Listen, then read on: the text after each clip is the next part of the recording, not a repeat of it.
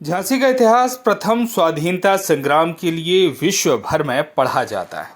महारानी लक्ष्मीबाई की वीर गाथाओं से झांसी विश्व भर में प्रसिद्ध है।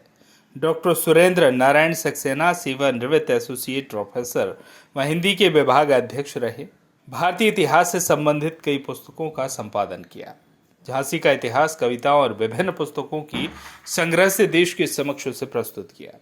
झांसी और बुंदेलखंड से संबंधित 7 कविताओं की रचना की है, जिसका विमोचन संघर्ष सेवा समिति कार्यालय में संस्था के अध्यक्ष डॉक्टर संदीप सारावगी द्वारा किया गया। डॉक्टर संदीप को झांसी की समस्त जनता को वास्तविक इतिहास से परिचित कराने की जिम्मेदारी सौंप रहा हूँ। इस अवसर पर समाज सेवी डॉक्टर संदीप सारावगी ने कहा, झांसी का इतिहास वीर गाथाओं से परिपूर्ण है। प्रथम स्वाधीनता संग्राम की दीप शिखा महारानी लक्ष्मीबाई ने स्वतंत्रता के लिए जो बलिदान किया। संदीप जी, आज आपके साथ आज जो पुस्तक का विमोचन हुआ है, किस उपलक्ष्य में हुआ है और कौन मौजूद है आपके साथ? चूँकि हमारी बुंदेलखंड की जो धरा है, हमेशा से अगर देखा जाए तो उसमें वीर लोगों ने ही जन्म लिया है, इस बात का इतिहास है। और जिस वीरांगना महारानी लक्ष्मीबाई की नगरी में आज हम लोग हैं,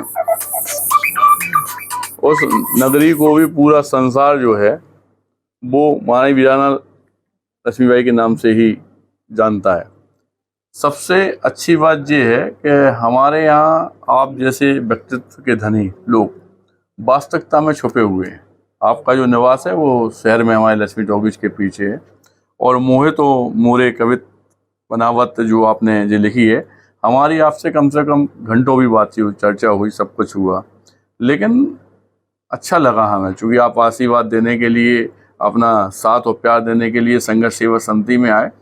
और इस बात का भाई साहब को वचन है कि जो भाई साहब की इच्छा है या भाई साहब का जो हमसे मतलब सोचा है इन्होंने, हमें बेटे के रूप में या एक समाज सेवी के रूप में या बुंदेलखंड की धरती पे देखा इन्होंने काम करते हुए, इनकी सारी बातें हम लोग पूरी करने का प्रयास करेंगे। और दूसरी किताब भी भाई साहब की आ रही है। वास्तविकता में आप के अंदर जो इन्होंने 15 साल दिए हैं, मतलब पूरे हमारी समझ में हिंदुस्तान और हिंदुस्तान के बाहर, भारतवर्ष के बाहर भी इन्होंने काफ़ी किताबों का सबका अध्ययन करने के बाद, एक एक आदमी से मिलने के बाद, इस उम्र में, मतलब कितनी बड़ी बात है ये। आदमी घर पे बैठ जाता है रिटायरमेंट के बाद, अपने परिवार में संलग्न रहना चाहते हैं, लेकिन आपकी कोशिश, मतलब एक बात इन्होंने देखी कि संदीप सारावगी जी अच्छा काम कर रहे हैं तो आप इंदौर से यहाँ आ गए।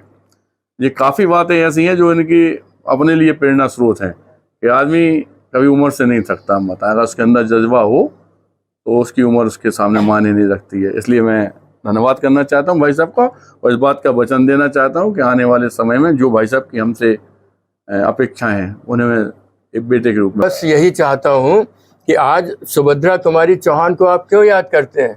खूब लड़ी मर्दानी, वो तो झांसी वाली रानी थी। जी। आगे संदीप सारावगी की संघर्ष समिति के माध्यम से इन कविताओं को सुरेंद्र नारायण सक्सेना को भी लोग समझ सकें, लोग याद करें। क्योंकि होता क्या है, आदमी यश से जीता है, शरीर तो सबको छोड़ के जाना बहुत बड़े। संदीप जी, आपको लगता है कि झांसी के इतिहास और बुंदेलखंड के इतिहास में कुछ संशोधन की जरूरत है?